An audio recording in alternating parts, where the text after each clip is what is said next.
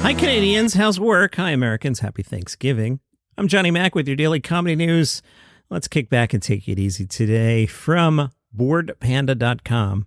155 Thanksgiving jokes about turkey and Thanksgiving and all that. Are you going to do all 155, John? No, I'm not. Number one, why did the pie go to the dentist? It needed a filling. These are so bad, we're going to start getting the giggles here. Hey, what happened to the turkey that got in a fight? He got the stuffing knocked out of him. I hope this isn't the first time you're listening to my podcast. Why was the Thanksgiving soup so expensive? It had 24 carrots. What kind of music did the Pilgrims listen to? Plymouth Rock. What was the turkey thankful for on Thanksgiving? Vegetarians. How many cooks does it take to stuff a turkey? Only one, but you have to really squeeze them in there. And what did the turkey say to the turkey hunter on Thanksgiving Day? Quack, quack. Anybody still here? Hello?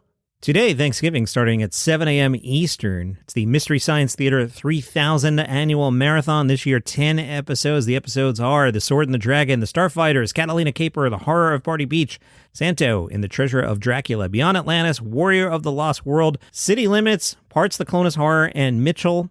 You can watch this on their Gizmodoplex app or Twitch or YouTube. I'll be watching football all day. Taram Killam hosts the NFL Pylon. You'll find that on Amazon someplace. Yahoo caught up with Taran, and they asked him, who's the best commentator in the game? He said, I'll go old and I'll go new. Chris Collinsworth. I could listen to that guy talk about anything, and sometimes I am listening to him talk about anything. Like, his tangents are pretty great, but I don't know, there's just something comforting about the timbre of his voice and him being a former player. I just really respect the voice. And newer guys, I think Mark Sanchez is pretty good. If he chooses to be, he'll be around for a long time because he's spry, he's fast, he's quick. He's also got charisma and keeps it lively. So yeah, Chris and Mark. Well, Taran, where do you stand on the Josh Allen-Patrick Mahomes debate? Johnny Mac recorded this like a week ago. He's hoping neither player has gotten hurt in the meantime. Should that even be a debate? Who's better? Taran said, listen, as someone who's performed in Hamilton on Broadway, I'll say the world's wide enough for both Patrick Mahomes and Josh Allen. These guys are great. And I'm really having so much fun watching Josh Allen just because of his enthusiasm. You know what I mean? There's something about Patrick Mahomes where he kind of goes into some sort of Zen thing, like Deadeye Zen mode, which is focused on one spot in the field, but his arms are aware of the reality all around him. But Allen's playing with a passion that's really, really fun to watch. He's enjoying the ride. So right now, it's Josh Allen by a hair, but I do love Patrick Mahomes too. Now, let's not gloss over anything. Wait, Taram Killam was in Hamilton? So I went to the Google machine and I typed in Taram Killam, and as soon as I typed the H, it auto-completed to the word Hamilton. He assumed the role of King George III in the Broadway production of Hamilton from Rory O'Malley in January of 2017. Wonder why he didn't stick around. You learn something new every day on your own podcast. The trailer for 80 for Brady, yes, as in Tom Brady, has come out. Lily Tomlin, Jane Fonda, Sally Field, and Rita Moreno star in 80 for Brady, a high-spirited romp in which those four actresses lust after Tom Brady, who's making his film debut. The Tom Brady of this film is still on the Patriots, still married, and not embroiled in any crypto scandals yet. So this clearly takes place in the past. Tomlin gets her friends to drop everything and go to the Super Bowl. Jane Fonda flirts with Rob Gronkowski. Sally Field competes in a hot wing eating contest, and Rita Moreno does enough drugs to become Guy Fieri. Hey, trivia guys, are you listening? One of the following does not have an Oscar. Lily Tomlin, Jane Fonda, Sally Field, Rita Moreno. Throw that up there. I'll be 2 beers in and I won't remember the answer. Lily Tomlin has not won an Oscar. 80 for Brady in theaters February 3rd, so presumably you'll see a commercial during the Super Bowl. Well, it's a happy Thanksgiving for Jay Leno. He got out of the hospital earlier this week after spending 10 days in the Grossman Burn Center. Jay will continue to receive follow-up care and is, quote, very appreciative of all the well wishes he's received. He also released a photo of himself.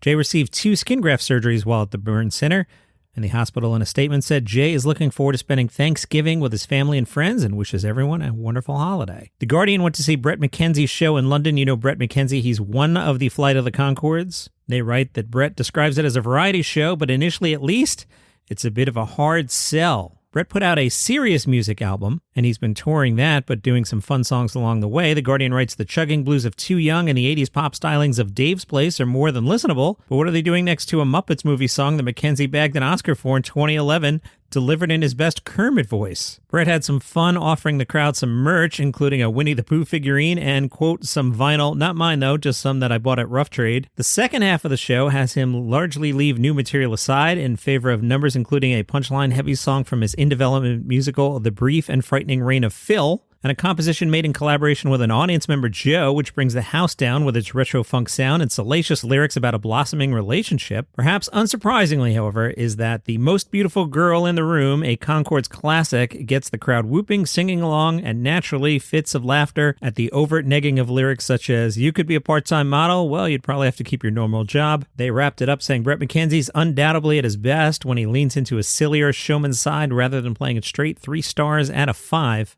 Here's a story I saw about the Laugh Factory's annual Thanksgiving tradition. This is from LA Magazine 1 year ago. I believe they are doing this again this year because they've done it for 40 years, but the story from 1 year ago was about how the Laugh Factory has an annual open house for Thanksgiving. The event includes a free feast and show with 2 seatings, one at noon and the other at 2 p.m. In the past, Tim Allen had been spotted handing out $100 bills. Arsenio Hall, Dave Chappelle, Paul Mooney, and other big names have turned up. Last year, it was expected Tiffany Haddish and Dane Cook would donate their time. Jamie Masada said, "Spending the Thanksgiving holiday alone is no laughing matter.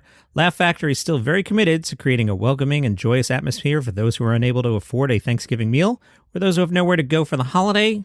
We should be able to serve up to 1,000 people in need."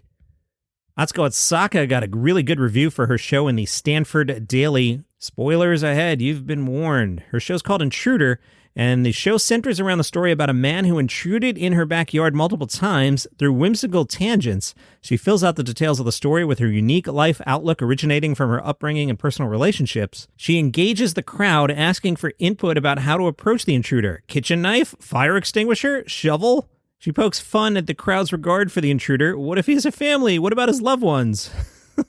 In New York, she claimed an audience member suggested stabbing the intruder through the left torso because it held all the essential organs. Oh my. She recalls giving a description of the intruder to the police. White man, 6 feet tall, wearing a navy blue shirt and black pants, and then realized her husband looks just like that. The Washington Post took a look at Eddie Izzard's political aspirations. Eddie says she's been punched and verbally abused by street gangs because of the way she looks. Since she announced her run for British Parliament, politicians, including members of her own Labour Party, are also launching attacks. Critics have been sharply personal about her identity. Some have called her that or not a woman. Izzard finds this frustrating. "I happen to be trans. It isn't the central part of me. I also happen to play the piano. I also happen to have blue eyes." She would prefer to be defined by her politics rather than by her gender identity. "People have shouted at me in the street. People have fought me with their fists in the street, and I will keep going forward. I am resilient. It's wrong that they should be doing it, but it's not going to affect me. Trans people have been around for thousands of years, but we've been scared to stand up and say that we exist. I say to all the people who are transphobic, join the 21st century. We're moving on." That's your comedy news for today. Follow the show for free on Apple Podcasts, Spotify, YouTube. See you tomorrow.